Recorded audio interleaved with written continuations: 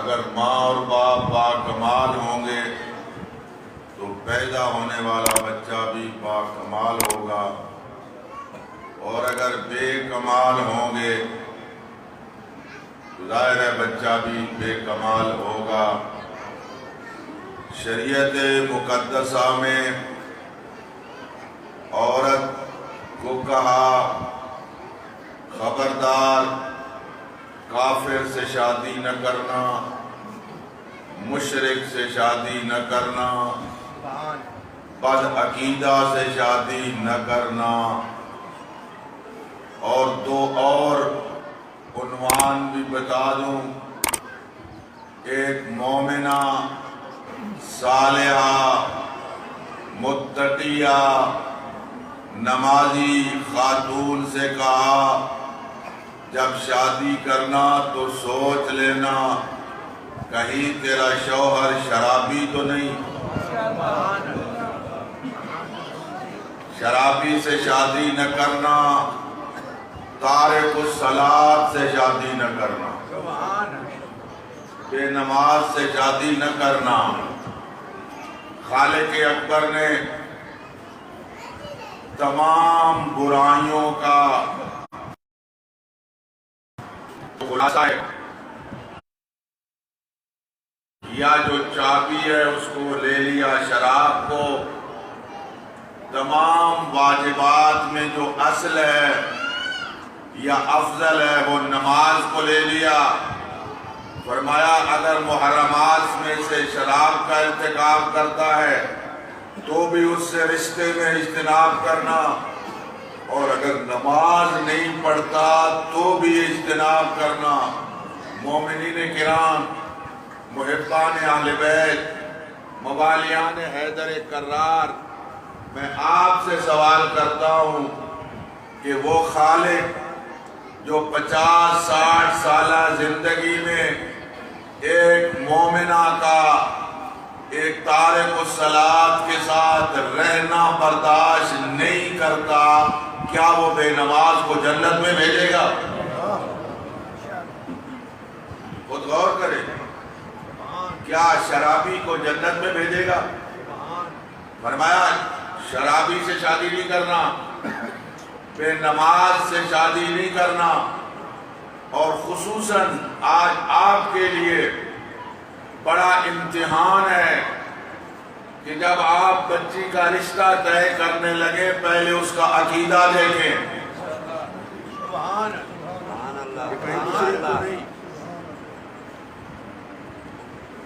کہیں کافر تو نہیں عقیدے کے لحاظ سے، کیونکہ اگر وہ مشرک یا کافر ہوگا تو پیدا ہونے والی اولاد کو بھی مشرک یا کافر بنا دے گا۔ حالانکہ شادی کے نتیجے میں اولاد کا ہونا یا نہ ہونا یقینی نہیں ہوتا، ہر شادی کا نتیجہ اولاد نہیں ہوتی۔ بہت سارے لوگ شادیاں کرتے ہیں ان کی اولاد نہیں ہوتی، لیکن شریعت نے کہا چاہے اولاد ہو یا نہ ہو، پہلے دن سے یہ سوچیں کہ ہم نے آنے والی نسل کی تربیت کس طرح کرنی ہے۔ اس لیے کہ پیغمبر خاتم صلی اللہ علیہ وآلہ وسلم نے جو شادی کا مقصد بتایا وہ فقط جذبات کی تسکین نہیں، فرمایا تناکحوا وتناسلوا وتکثروا فإنی اباہی بکم الامم یوم القیامت ولو بالصدق۔ فرمایا شادی کرو، نسل بڑھاؤ، میں قیامت کے دن ساری امتوں پہ فخر کروں گا، اگر کوئی بچہ صدق بھی ہو گیا تو وہ میرا امتی شمار ہوگا۔ وہاں کثرت کی کیا ضرورت کہ میری قوم زیادہ ہوگی، میری امت زیادہ ہوگی۔ جب امت زیادہ ہوگی تو کلمہ پڑھنے والے زیادہ ہوں گے، امت زیادہ ہوگی تو لا الہ الا اللہ پڑھنے والے ہوں گے، امت زیادہ ہوگی تو نمازی زیادہ ہوں گے، امت زیادہ ہوگی تو شریعت کے پابند زیادہ ہوں گے. صلوات پڑھیں بلند آواز سے.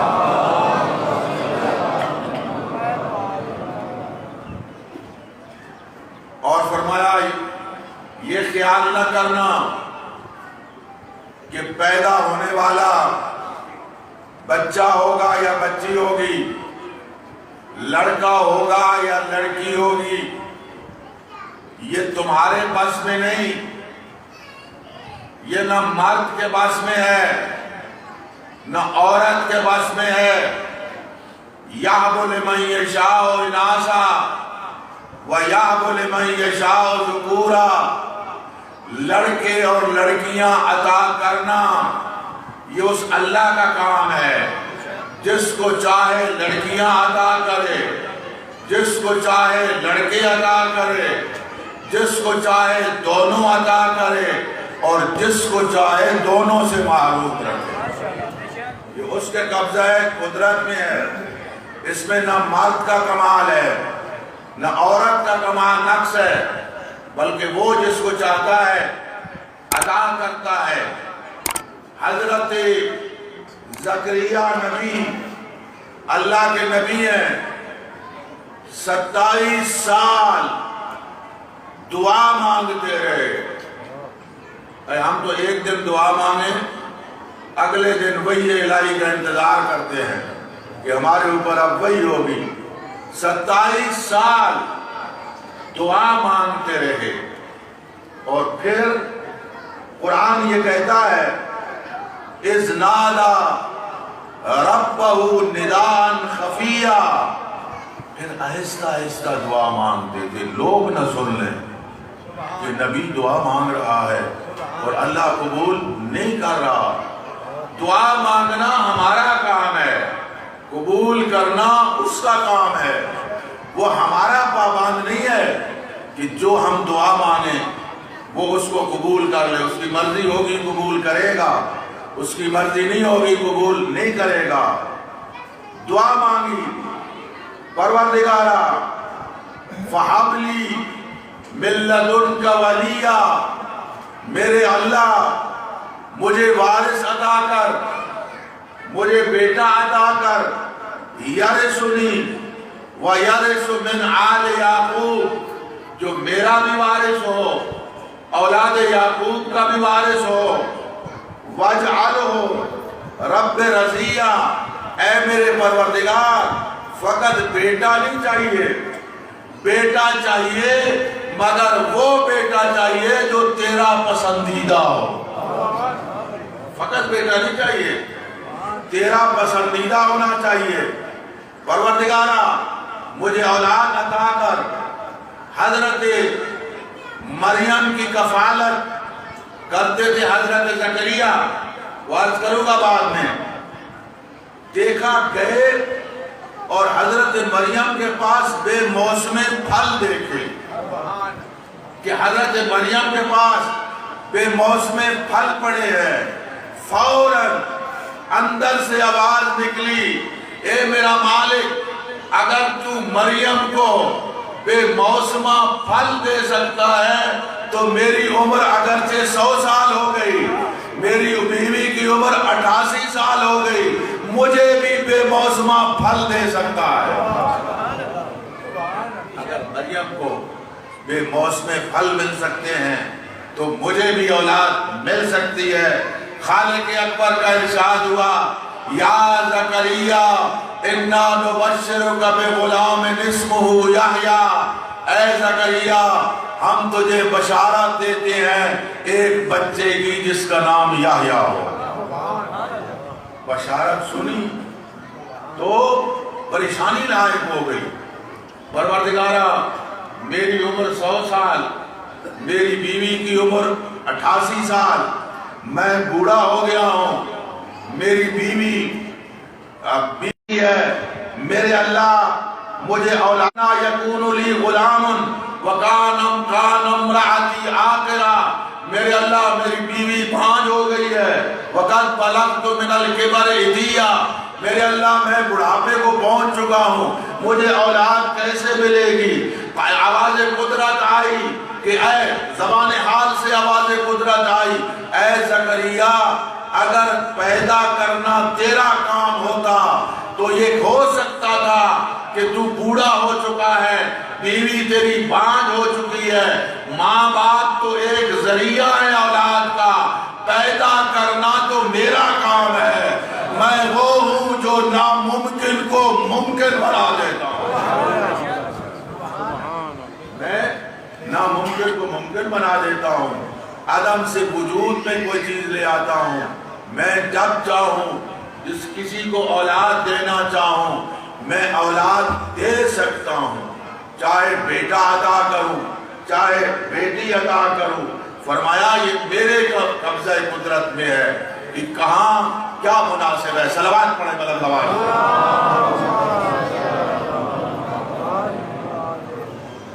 اور معصوم نے فرمایا کبھی دو اولادوں میں ترجیح نہ دینا کہ لڑکا پیدا ہوا ہے وہ زیادہ فضیلت رکھتا ہے، لڑکی پیدا ہوئی ہے وہ کم فضیلت رکھتی ہے۔ فرمایا یہ تو تب ہوتا جب انسان کے قبضہ قدرت میں ہوتا، یہ تو میں خالق کے اختیار میں ہے کہ میں لڑکا دوں یا میں لڑکی عطا کروں۔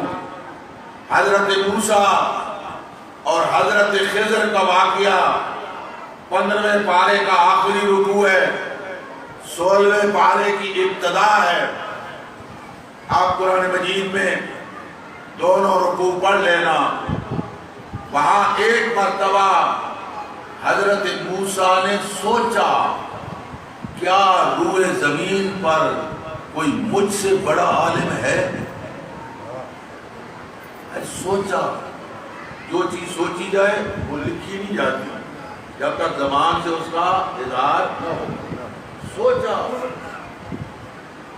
اور جہاں یہ کہا جائے مجھ جیسا کون ہے، میرے مقابلے میں آنے والا کون ہے، میرے سامنے بات کرنے والا کون ہے، یہ باتیں لکھی جاتی ہے۔ سوچا موسیٰ نبی نے، خالق اکبر نے فرمایا جاؤ خضر سے ملاقات کرو۔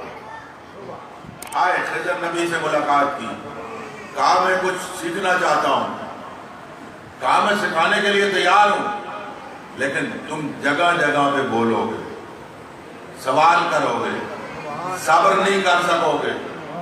کہا میں کوشش کروں گا۔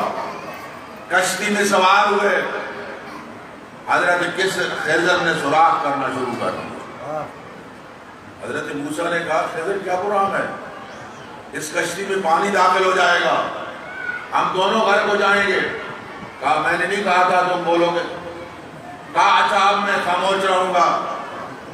آگے گئے، ایک دیوار گر رہی تھی، بستی میں کسی نے دونوں نبیوں کو مہمان نہ ٹھہرایا، بڑے خوش اخلاق تھے۔ واپس آئے تو دیوار کو استوار کرنے لگے۔ موسیٰ نے کہا خضر کسی نے ہم سے روٹی نہیں پوچھی اور آپ دیوار کو استوار کر رہے ہیں۔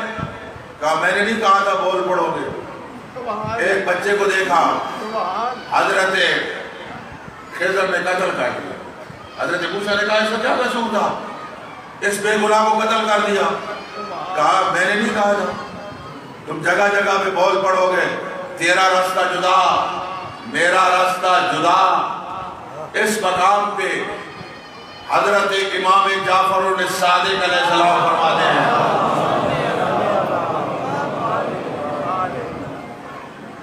روایت مولانا سید صفدر حسین سے سنی، وہ فرماتے ہیں اگر موسیٰ نبی خاموش رہتے تو حضرت خضر ایسے 70 مقام دکھاتے کہ موسیٰ حیران رہ جاتے۔ فرماتے ہیں اگر میں صادق آل محمد اس مقام پہ ہوتا، میں 70 نہیں، میں 700 نہیں، میں 70,000 ایسے مقام دکھاتا کہ موسیٰ بھی حیران رہ جاتے، خضر بھی حیران رہ جاتے۔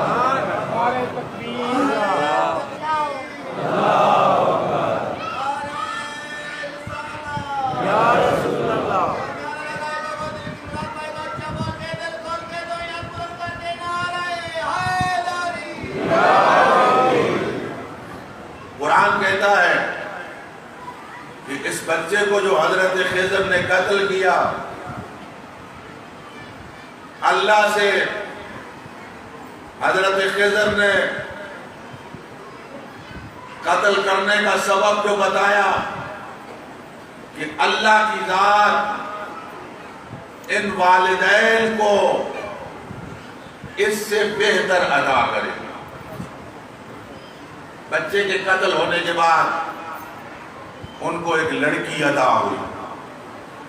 روایات میں ہے یہ کوئی اتنی عظیم بچی تھی، اتنی عظیم خاتون بنی کہ خالق اکبر نے اس کی نسل سے 70 انبیاء پیدا کیے۔ فرمایا یہ میں بہتر جانتا ہوں، لڑکا پیدا کرنا ہے یا لڑکی پیدا کرنی ہے۔ پیغمبر خاتم صلی اللہ علیہ وآلہ وسلم جب مکے میں تشریف لائے تو پوری دنیا پہ جہالت تھی، سب سے زیادہ جہالت عربستان میں تھی۔ حضور کو بھیجا اس لیے گیا تھا کہ اگر مکے کا بدو درست ہو گیا، عربستان کا بدو درست ہو گیا تو کائنات کا کوئی ایسا فرد نہیں ہوگا جو درست نہ ہو۔ اس وقت کی حالت کیا تھی؟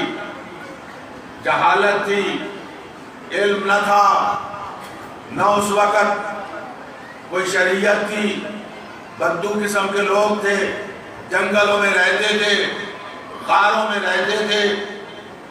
اور قرآن یہ کہتا ہے وَإِذَا بُشِّرَ أَحَدُهُمْ ظَلَّ وَجْهُهُ مُسْوَدًّا، اگر کسی کو جا کے یہ خبر دی جاتی کہ تیرے گھر میں لڑکی پیدا ہوئی ہے، شرم سے اس کا سر، اس کا چہرہ سیاہ ہو جاتا اور اس کے اوپر غصہ چھا جاتا۔ اس کی حالت یہ تھی کہ قوم سے چھپ رہا ہوتا تھا کہ کوئی مجھے دیکھ نہ لے، میں کیا کروں؟ میں ذلت کو گوارا کروں اور بچی کو زندہ رہنے دوں، یا میں بچی کو زندہ درگور کر دوں اور ذلت سے بچ جاؤں۔ عرب بدوؤں کی سوچ یہ تھی کہ لڑکی باپ کے لیے باعث ذلت ہوتی ہے، باعث عار ہوتی ہے، باعث ننگ ہوتی ہے۔ لڑکی والا کمزور ہوتا ہے، لڑکے والا طاقتور ہوتا ہے۔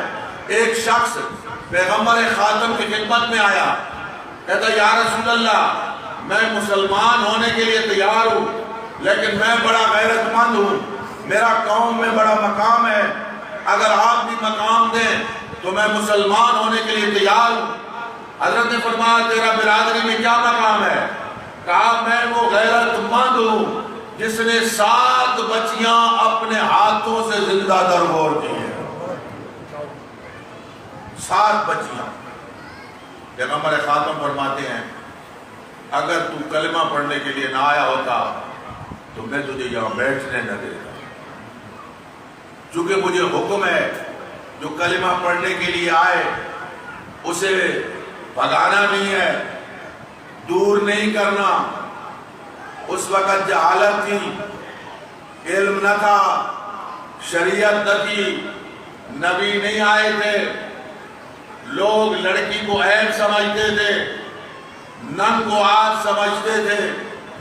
آپ اس زمانے میں نہیں تھے، آپ نے وہ زمانہ نہیں دیکھا، لیکن اس زمانے جاہلیت کے اگر جراثیم آج بھی آپ دیکھنا چاہیں تو پڑھے لکھے مسلمانوں کے اندر آپ کو نظر آئیں گے، آج بھی موجود ہے۔ اگر کسی کے ہاں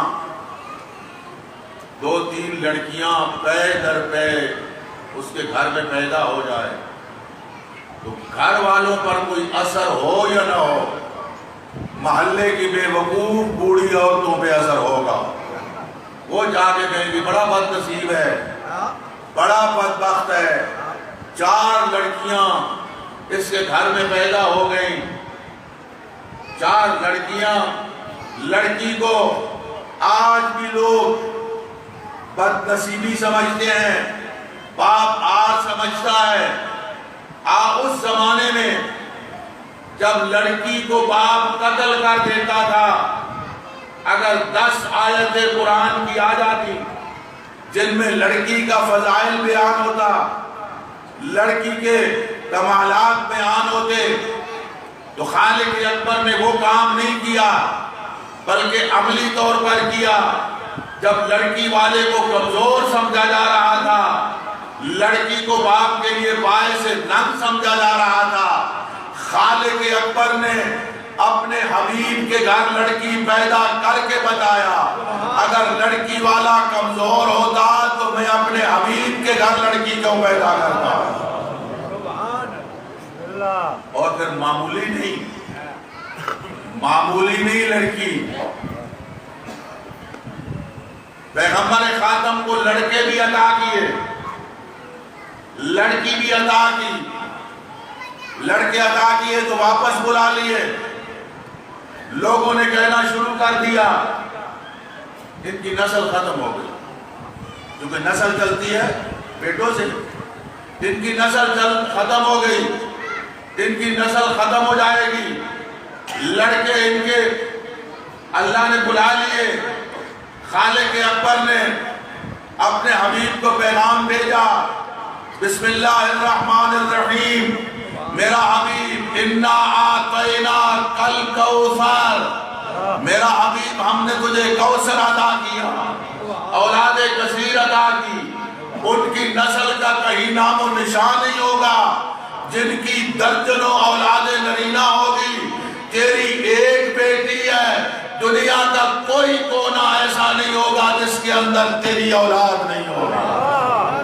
نعرہ تکبیر، نعرہ رسالت، نعرہ حیدری، بر عظمت سیدہ بلند تر صلوات۔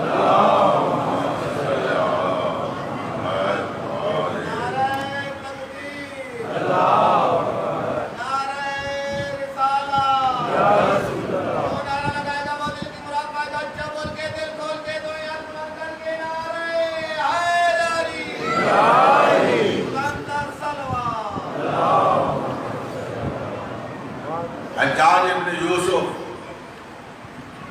اپنے زمانے کا بدترین ظالم گزرا ہے اور شیعت کا دشمن،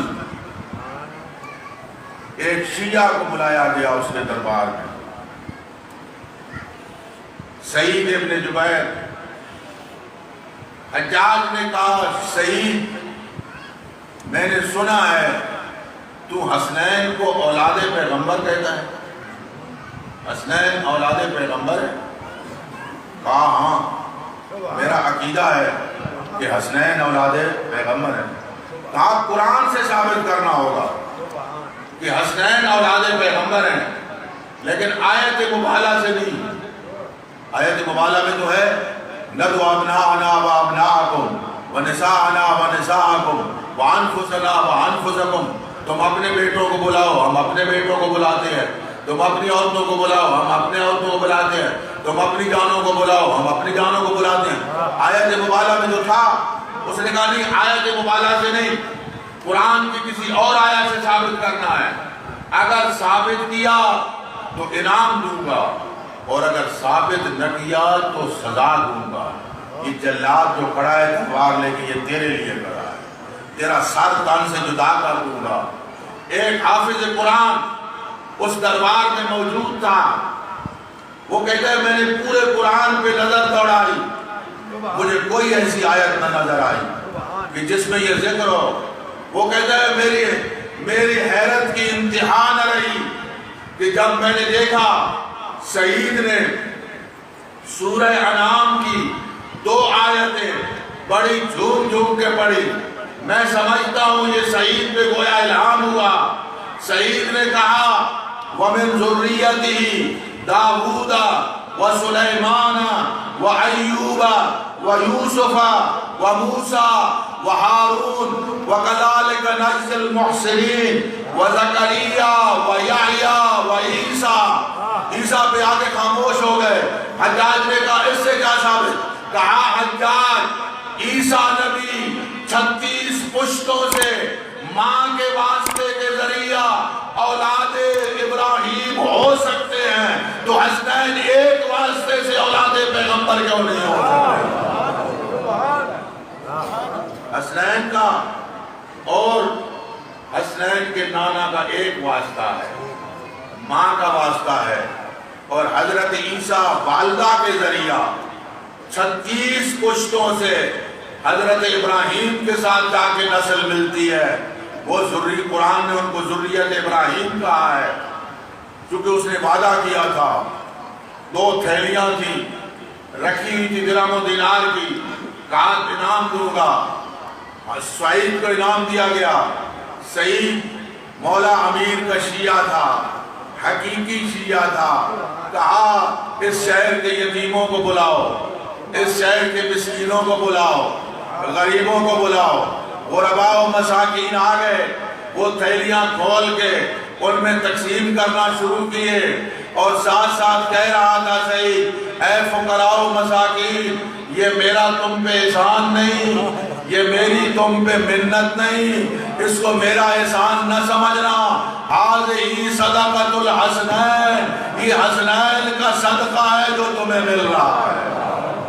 سبحان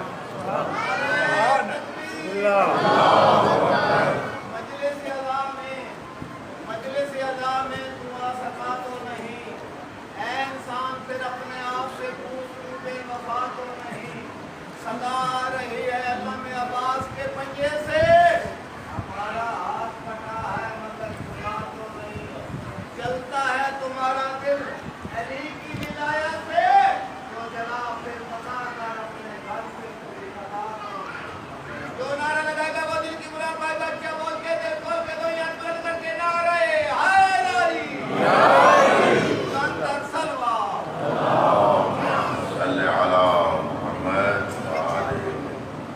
پیغمبر خاتم صلی اللہ علیہ وآلہ وسلم نے فرمایا، اللہ تعالیٰ کی ذات نے جس شخص کو ایک بیٹی عطا کی ہے اور وہ اس کی تربیت کر کے اسلامی آداب سے آراستہ کر کے وہ شوہر کے حوالے کر دیتا ہے، میں اس کی جنت کا ضامن ہوں، میں اس کی جنت کا ضامن ہوں۔ ایک اور مقام پہ حضرت امام جعفر الصادق علیہ السلام، جو شخص 2 بیٹیوں کی یا 2 بہنوں کی یا 2 پھوپھیوں کی یا 2 خالاؤں کی کفالت کرتا ہے، 2 بیٹیاں یا 2 پھوپھیاں یا 2 خالائیں یا 2 بہنوں کی کفالت کرتا ہے، فرمایا قیامت کے دن یہ 2 بیٹیاں یا پھوپھیاں جہنم کے سامنے پردہ بن جائیں گی اور اس کو جہنم سے محفوظ رکھیں۔ پیغمبر خاتم نے جو عظمت بتائی، فرمایا اگر ایک شخص کو اللہ ایک بیٹی عطا کرے اور وہ اپنی بیٹی کی صحیح معنوں میں تربیت کرے، فرمایا اس ایک بیٹی کی تربیت کرنا 1000 حج کے ثواب سے زیادہ ہے۔ 1000 کے حج، 1000 جہاد سے بہتر ہے، 1000 قربانی سے بہتر ہے، 1000 مہمان نوازی سے بہتر ہے ایک بیٹی کی تربیت کرنا۔ آپ نے فرمایا آپ بازار جاتے ہیں، گھر میں سودا نہیں ہے، بچوں کے لیے آپ سبزی خریدتے ہیں اور سامان خریدتے ہیں، فروٹ لے کے آتے ہیں اور اس کو اٹھا کے لاتے ہیں۔ شریعت کہتی ہے آپ کے گھر میں بیٹا بھی ہے، آپ کے گھر میں بیٹی بھی ہے، جو آپ تحائف لائے ہیں سب سے پہلے بیٹی کو دیں، بعد میں بیٹوں کو دیں۔ اور اللہ فرشتوں سے کہتا ہے یہ جو سامان لایا ہے اپنے گھر کے لیے اپنے بچوں کے لیے اس کو صدقے میں شمار کرو۔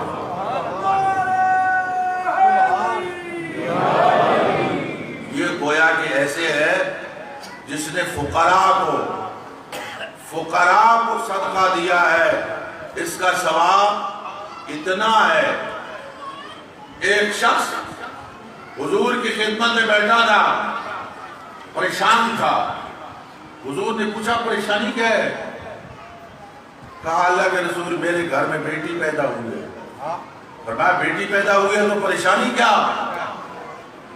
حضرت نے فرمایا آسمان اس پہ سایہ کرے گا، زمین اس کو جگہ دے گی، اللہ اس کو رزق دے گا، وہ تیرے لیے ایک گلدستہ ہے پھول کا جس سے تو خوشبو محسوس کرے گا۔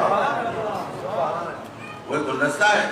پیغمبر خاتم جب معراج پہ گئے تو اللہ کی ذات نے فرمایا میرا حبیب یہ جتنے باپ ہیں ان سے کہہ دینا کہ تمہاری بیٹیوں کا رازق میں ہوں۔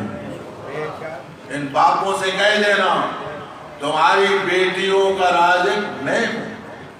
حضرت ابراہیم علیہ السلام جن کو خالق اکبر نے 2 بیٹے عطا کیے تھے، بڑھاپے میں اسماعیل بھی اور اسحاق بھی، اس کے باوجود اللہ سے دعا مانگتے تھے پروردگارہ مجھے بیٹی عطا کر، پروردگارہ مجھے بیٹی عطا کر۔ حضرت امام جعفر الصادق علیہ السلام فرماتے ہیں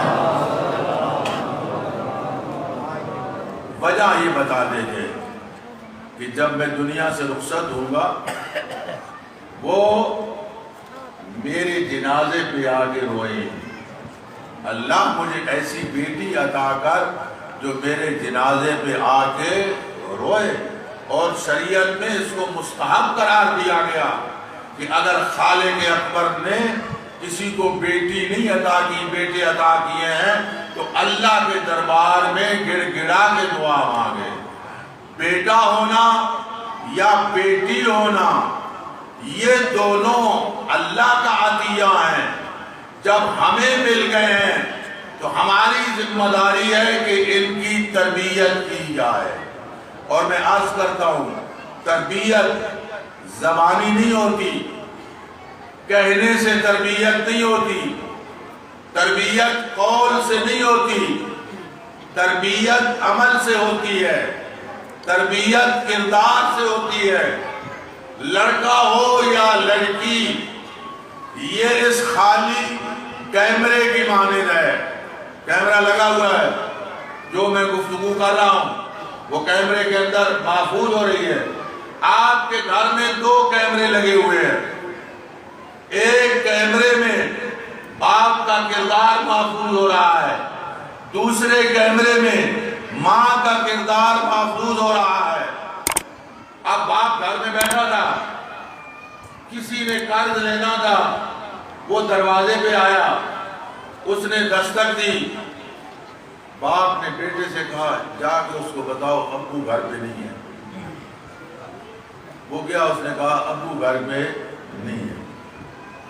یہ کیمرے کے اندر محفوظ ہو گیا، یہ پوری رپورٹ کیمرے کے اندر آ گئی کہ کبھی بندہ گھر میں موجود ہوتا ہے اور خبر دی جاتی ہے کہ ابو گھر پہ نہیں ہے۔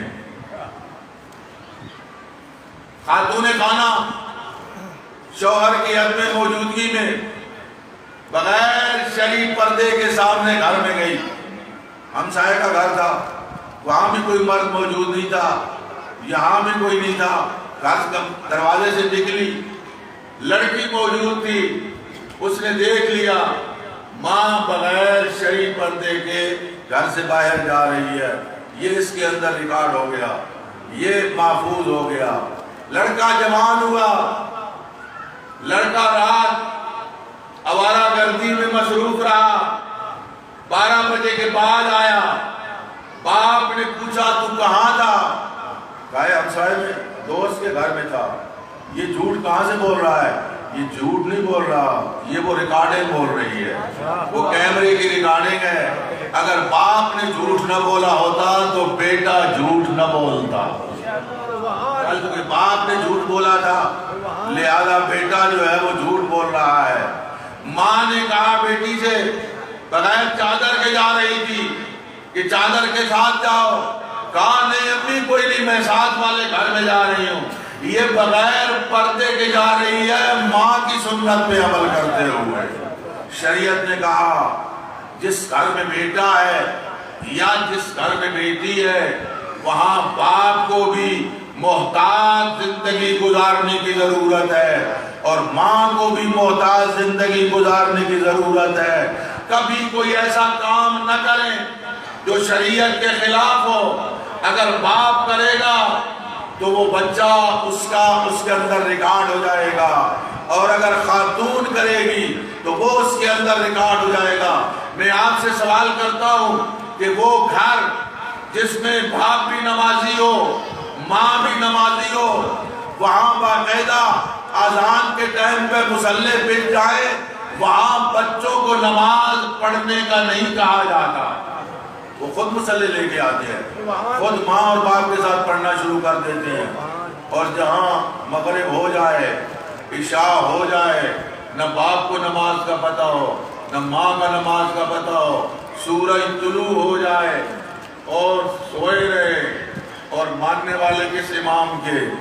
ماننے والے اس امام کے کہ جنہوں نے فجر صادق کو خطاب کر کے کہا تھا، شہادت سے پہلے فجر صادق کو خطاب کر کے کہا تھا اے فجر صادق گواہ رہنا، اے فجر صادق گواہ رہنا، منذ ولدت، جب سے علی پیدا ہوا ہے علی نے تجھے ابھرتے ہوئے دیکھا ہے، تو نے علی کو سویا ہوا نہیں دیکھا۔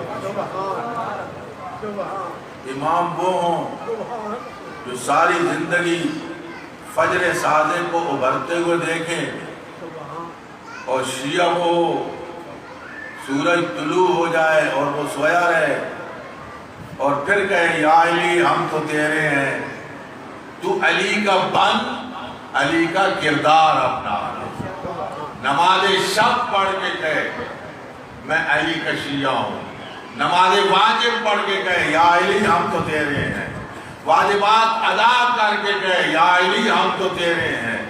اور جب تو علی کا ہو جائے گا پھر مولا علی نہ فقط یہ کہ تیری شفاعت کریں گے، تیری جنت کی ضمانت بھی دیں گے۔ صلوات بلند آواز سے۔ دوستو عزیزو بزرگو، ہر کوئی یہ سعادت رکھتا ہے، خواہش رکھتا ہے کہ اللہ مجھے موفق کرے اور میں حج بیت اللہ کے لیے جاؤں۔ ہر بندے کی خواہش ہے کہ اللہ مجھے پیسے دے، میرے پاس آنے جانے کا خرچہ ہو، میں جا کے حج بیت اللہ کروں، حج بیت اللہ کی سعادت حاصل کروں۔ کون نہیں جانتا کہ حج کی عظمت کو جتنا حسین جانتے تھے اتنا کوئی نہیں جانتا تھا کہ حج کتنا عظیم ہے۔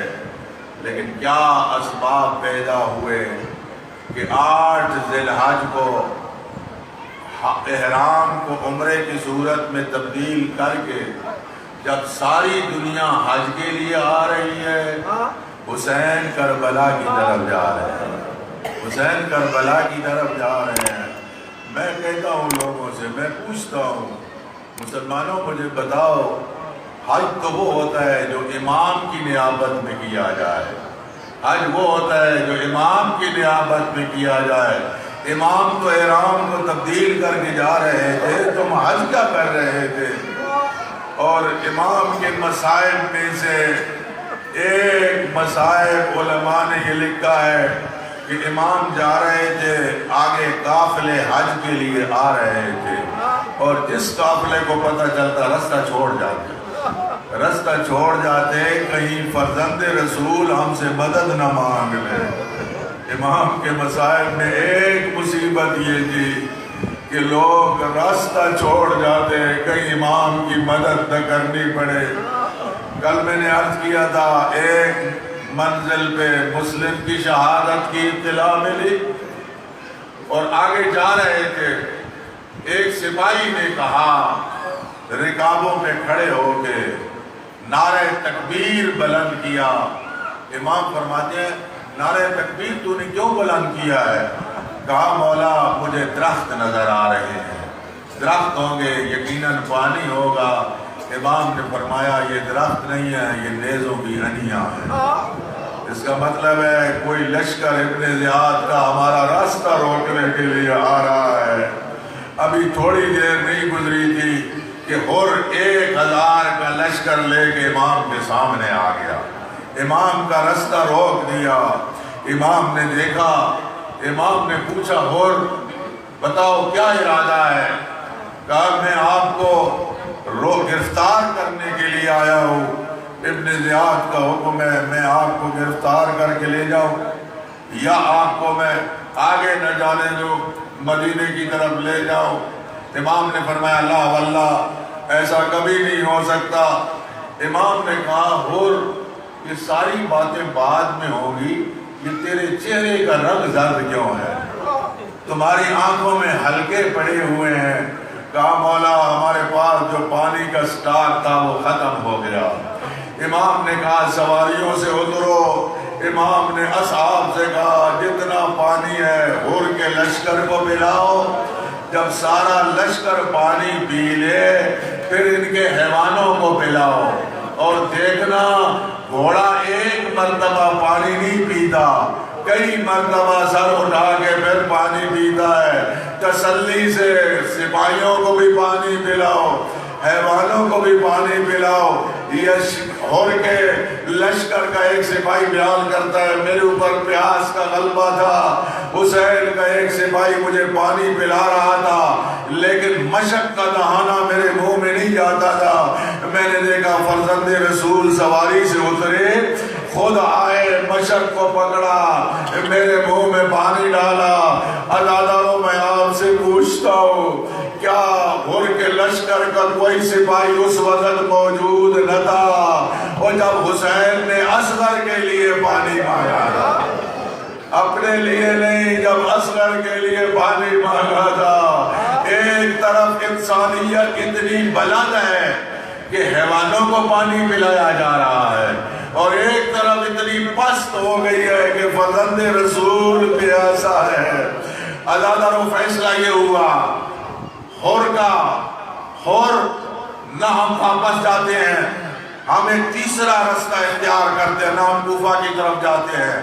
یہ چلے، ایک راستے پہ آ کے پھر رکاوٹ ہوئی، امام رک گئے۔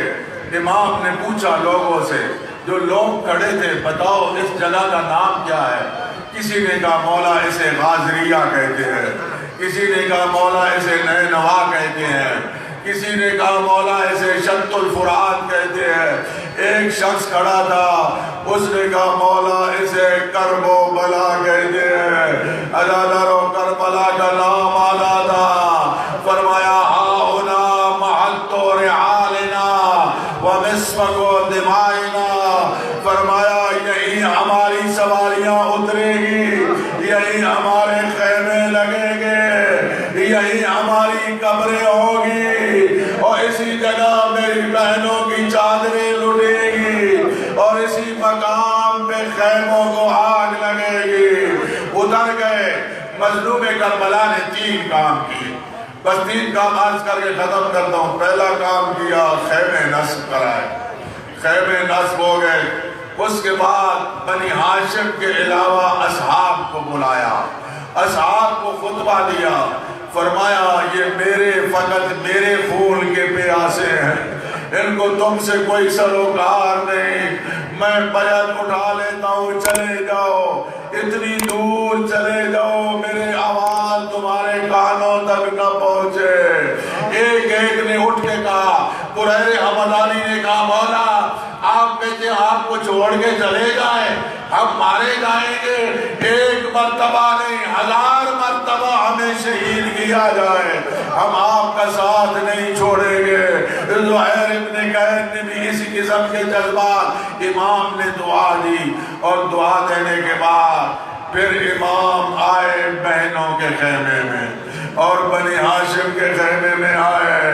ام کلثوم نے کہا بھیا حسین یہ زمین بڑی ہولناک ہے، میں جب سے زمین پہ آئی ہوں میرا دل بڑا پریشان ہے۔ امام فرماتے ہیں بہن ام کلثوم ہم بابا کے ساتھ صفین میں جا رہے تھے، اسی مقام پہ ٹھہرے تھے، بابا بھائی حسن کے زانوں پہ سر رکھ کے سو گئے تھے۔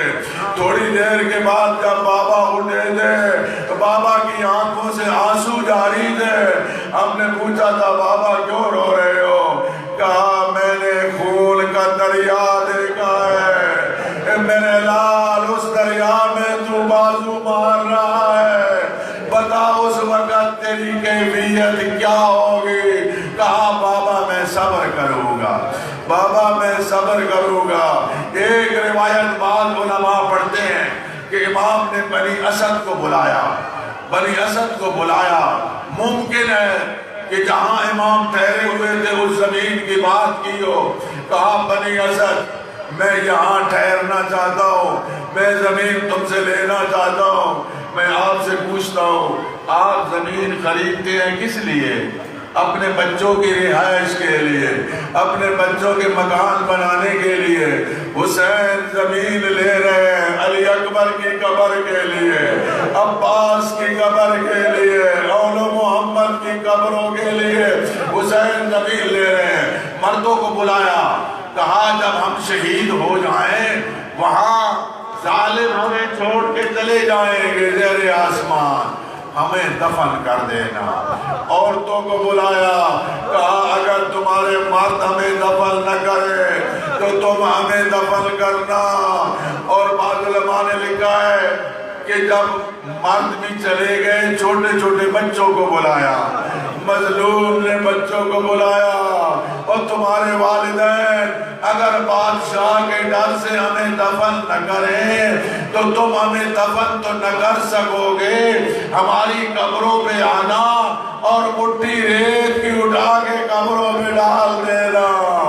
عزادارو مظلوم کربلا کی شہادت ہو گئی، شہادت ہو گئی۔ اب کیا ہوا؟ بنی اسد کی عورتوں نے مردوں سے کہا کہ جاؤ دفن کرو، فرزند رسول زیر آسمان پڑا ہوا ہے۔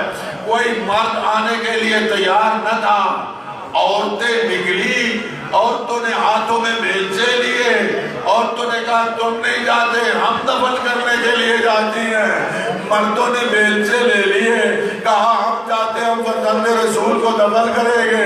اب مرد آگے آگے تھے، مردوں نے دیکھا کہ پیچھے پیچھے عورتیں آ رہی ہیں۔ مردوں نے پوچھا کیا تمہیں ہمارے اوپر یقین نہیں ہے؟ کہا ہمیں یقین ہے۔ کہا پھر کیوں آ رہی ہو؟ کہا ہم نے سنا حسین کے ساتھ زینب آئی ہوئی تھی اور تم حسین کو دفن کرو گے، ہم قبر پہ بیٹھ کے حسین کے غم میں روئیں گی۔ انا للہ وَإِنَّا إِلَيْهِ رَاجِعُونَ سَيَعْلَمُ الَّذِينَ ظَلَمُوا أَيَّ مُنْقَلَبٍ يَنْقَلِبُونَ نَسْأَلُكَ وَنَدْعُوكَ